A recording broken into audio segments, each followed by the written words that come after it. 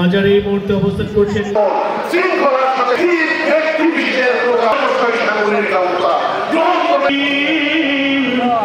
সংগ্রামী সভাপতি।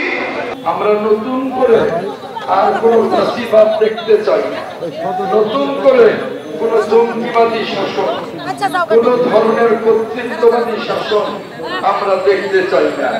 আমরা বাংলাদেশে সুস্থ রাজনীতি দেখতে চাই, বাংলাদেশে সুস্থ গণতান্ত্রিক পরিবেশ দেখতে চাই, বাংলাদেশে একটি নির্বাচিত সরকার দেখতে চাই এবং বাংলাদেশ সমৃদ্ধ অর্থনীতি বাংলাদেশ দেখতে চাই। হার্টের যত্নে বিশ্বসেরা ক্যানোলা তেল এখন বাংলাদেশে। আজকে আসার পথে আমি আমার যতবার এখানে আসছি প্রায় ৩০-৩৫ বছর ধরে এত সুন্দরভাবে আমি আসি নাই কখনো। আজকের দিনটা একটা খুনি গণহত্যাকারী ব্যাপক লুটপাটকারীর তার মামলার রায়ের দিন।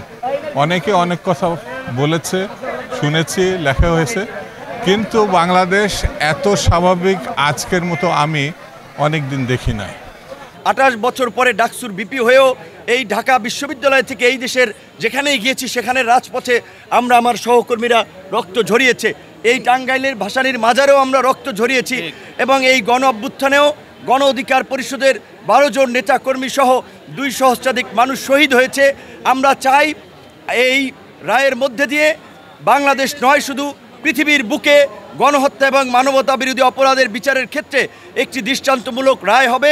আমরা বর্তমানে যে প্রেক্ষাপটে, রাজনৈতিক প্রেক্ষাপটে দেখতে পাচ্ছি যে আমাদের দেশের গণতন্ত্র এবং জনগণের অধিকার প্রতিষ্ঠিত হয় নাই। এটা ভাসানীর আদর্শ অনুসরণ করলেই বর্তমানে জনগণের যে অধিকার এবং সমস্যাগুলো এগুলা প্রতিষ্ঠা করা সম্ভব।